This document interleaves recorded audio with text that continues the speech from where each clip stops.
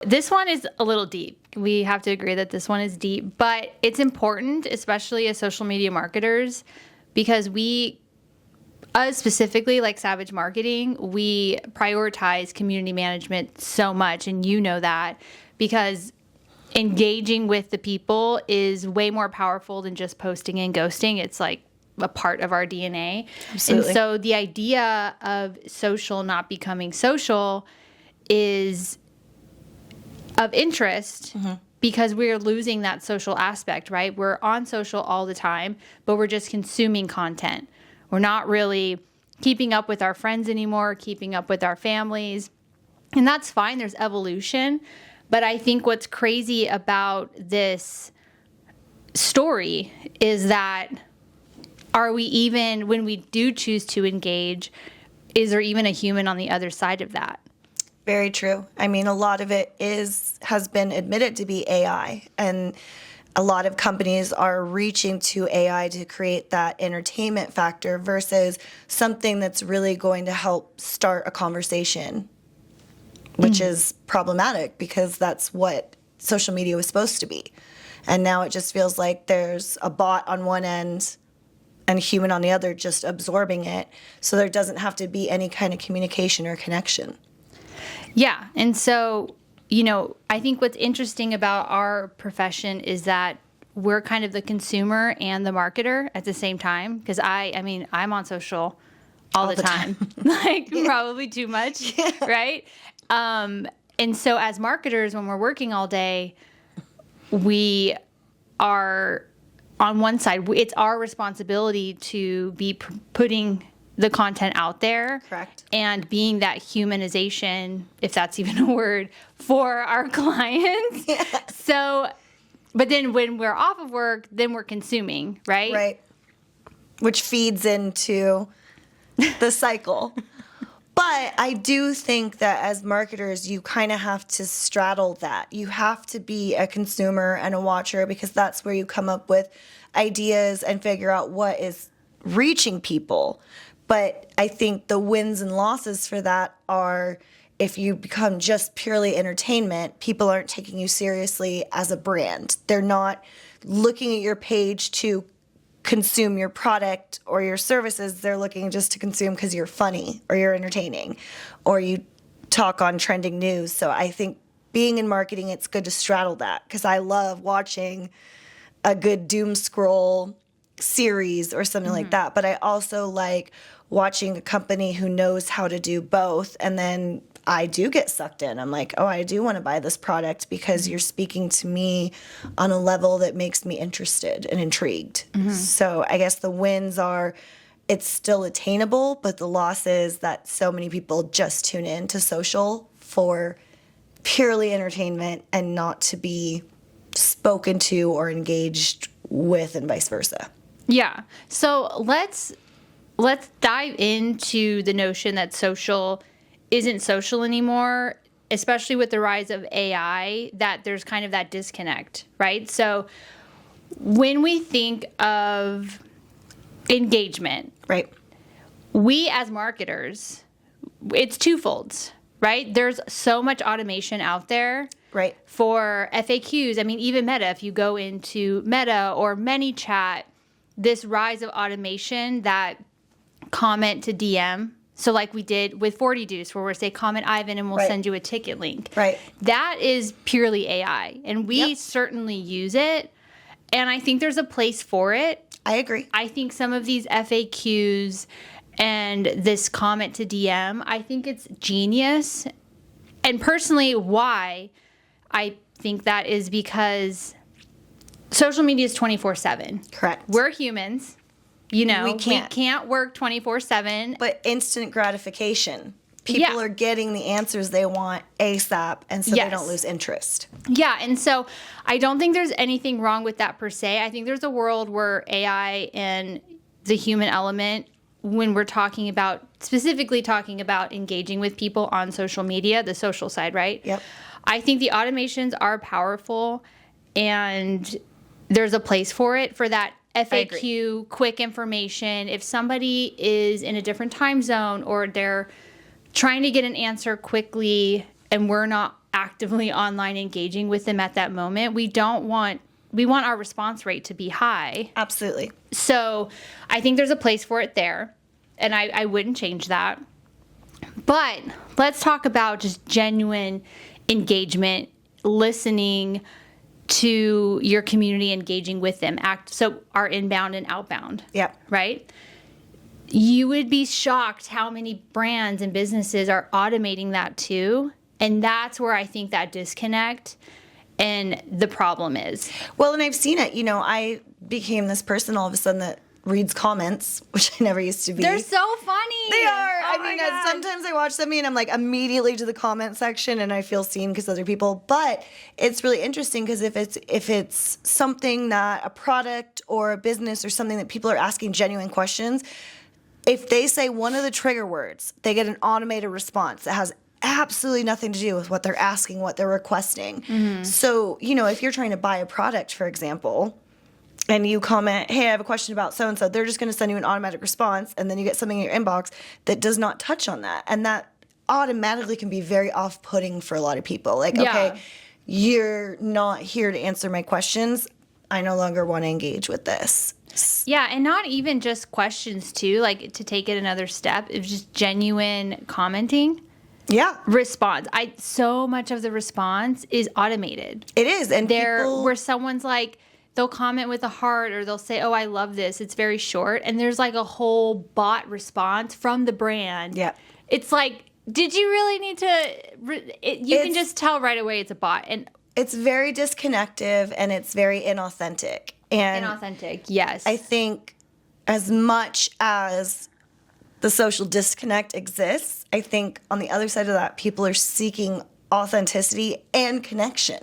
Yeah. We're so now used to getting pure entertainment and pure just absorbing and not having to put anything back out. But anytime I've commented on a brand or a business and I've gotten a genuine response back, there's a serotonin level that triggers within you. Yeah, you did say you feel seen, but who's to say that's not a bot? That could be a good bot. That's a good point. But you feel good about it, right? Thanks for... Isn't that sad? Thanks for... You're like, I feel seen and it's a fucking bot.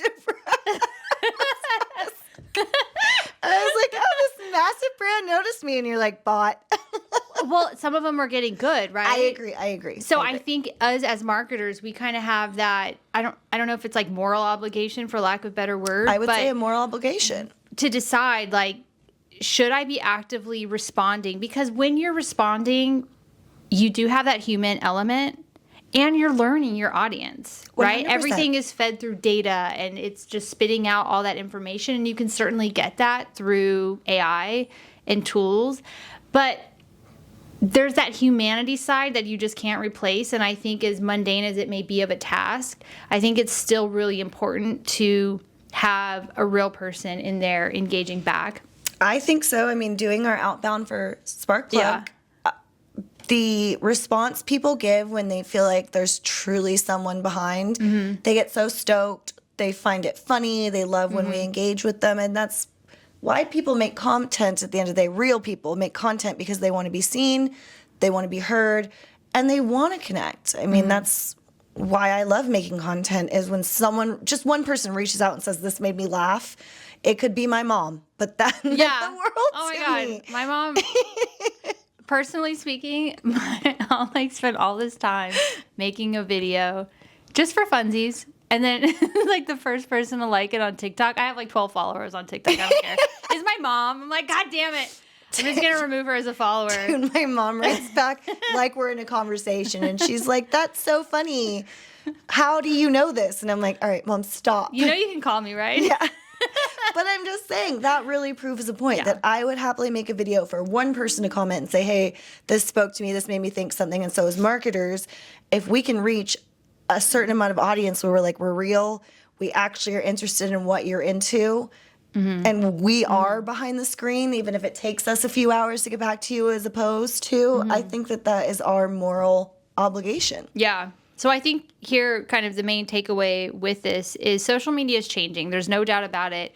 We do consume. It's so much easier to scroll. Like, that's why views are really important in a lot of ways, because I know people are viewing your content. They're not necessarily liking it or commenting on it. When they do take that step further, it's so much harder to earn a comment on a post now than ever before. So to think when someone has gone that far to leave a comment and then you respond with a fucking bot, it's so bad. It's irresponsible. Yes. It's an irresponsible use of social media. And so I think that is the element of humanity that you just have to do that task. It's one of those tasks where you don't want to do it, but it's so powerful. And honestly, it's easy. Like, just get in there, be a real human, respond to stuff, automate the FAQs. I agree. And then, don't be a douche. Don't be lazy. Don't be lazy. YouTube has reported that shorts are making a bigger comeback, which is no surprise because you think about short form content with TikTok and Instagram and everything. But they are kind of saying that the slow burn effect of more views but less watch time has really changed the landscape of YouTube. And just a few stats, I know we all love to hate them, but long form video views have increased 76% year over year, but engagement fell by 45. And I think that really plays into the 3-second to 10-second rule. People don't have the attention span. So then that's why shorts views rose by 127%, but viewers spent 3 times less watching each short, which means brands have more opportunities to be discovered, but you got to be quick. You got to have a hook and you got to keep them because people are just scrolling.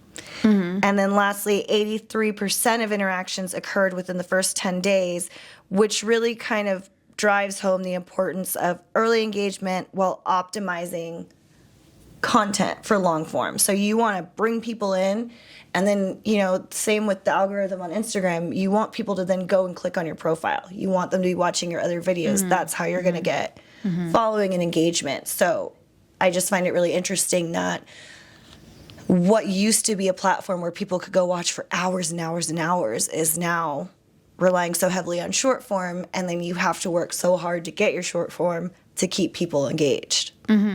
Yeah, I mean, that seems like it's the case with everything, because just looking at these stats, when it talks about, views increased, but the engagement fell. So, I mean, I could be wrong, but what that is signaling to me is that YouTube is showing your video to more people, so you're kind of getting those initial views, because a view is, I think they have to watch like a second or something of your video, or maybe the first 3 seconds. It's nothing, right? But because we have these shorter attention spans, especially on long form, to say that engagement fell 45%, that's saying people are still kind of in a short form video mindset, trying to watch a long form video, and they're bored. And so some of these retention rates, that doesn't surprise me, because you're getting in front of more people, but you're not keeping them engaged. And honestly, it's so impossible sometimes. Yeah. Because you want to be different, but you're literally, it comes down to like 3 seconds to capture attention. Yeah. And I think that has kind of lived in the short form land for a while. Like, you have 3 seconds to capture their attention, 7 to 15 seconds, 30-second videos, that you can kind of stay punchy and engaging during that time. But long form, that's a deep dive. It's a deep dive, and I think social media gave me ADHD, because I used to be able to watch things. Like, I would get super invested, and now I am 3 seconds, you don't have me, I'm scrolling, and it's bad. I think that short form has kind of messed with that, because you feel like if you can't be kept immediately, that it's not worth seeing, but that's not the case. But the good news is, I feel like with YouTube, like, one of the upsides is, like you said, because short form, this is giving brands more of a platform to be seen, but it's about creating that hook and keeping people. And that really falls heavily on the marketing, the brand, but that is a massive win, because I feel like, you can correct me if I'm wrong, YouTube, if you didn't already have a big following or weren't well known and that kind of thing, like, it is harder to rope people into an hour-long video as opposed to a 15-second video. But then it's keeping them and pulling them to your main page for monetization and everything like that. Well, here's what could be happening. It's a lot of things. YouTube is my platform of choice. I YouTube, and there's so much stats, and honestly, it's kind of conflicting in some ways, because there was a while, not long ago, I don't know if that's still the case, but YouTube on TV was on the rise. More people were watching YouTube on TV, and that could still very well be the case. It's not like that was an ancient study. It was like 6 months ago. Okay, maybe. archaeology. Yeah, well, I mean, times change fast, but people were watching YouTube on TV, and when I'm putting something on my 60-inch television, I'm trying to sit and watch. And invest. Yeah, and I do watch YouTube like that. Like my form of TV. Like I will sit and watch YouTube, and I'm invested into like a 30-minute video. Yep. But on the flip side, YouTube has always been kind of an educational channel, right? You go there to get your how-tos, to get your tutorials.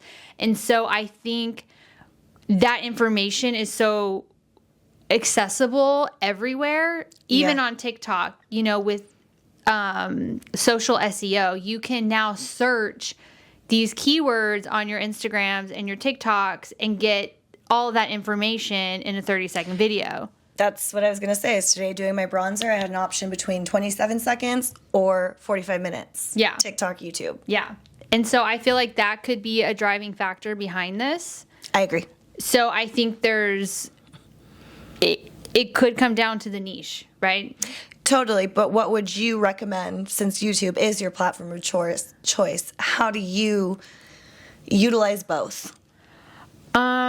Especially if a client monetizes YouTube, but really, like you said, the times change. You got to change with them. What's a good solution? Yeah, I mean, I think there's a lot of stuff that people could be doing to help with. When I see this, I see shorts. I'm like, okay, shorts is kind of a good discovery tool on YouTube for a lot of ways, and you can link to the long form video. So that's kind of the next step of engagement, right? If somebody sees the short and there's not enough information, and that could be a tactic. Maybe your short is so punchy that leaves them wanting more, that they have to click the long form to get the information. I fall for that all the time. I do too. Whatever. I do too.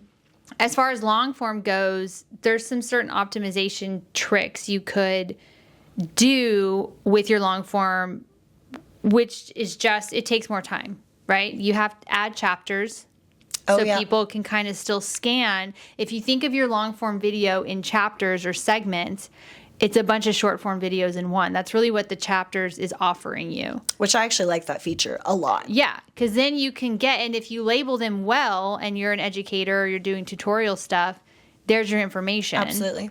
Even if you Google something, like how to fix my car, YouTube or Google, because YouTube's owned by Google, that video will often pop up in search, but it's already bookmarked to that chapter. Yeah. Mm-hmm. That's because that person had chapters when they uploaded it. Which I think is genius. Yeah, so there's that.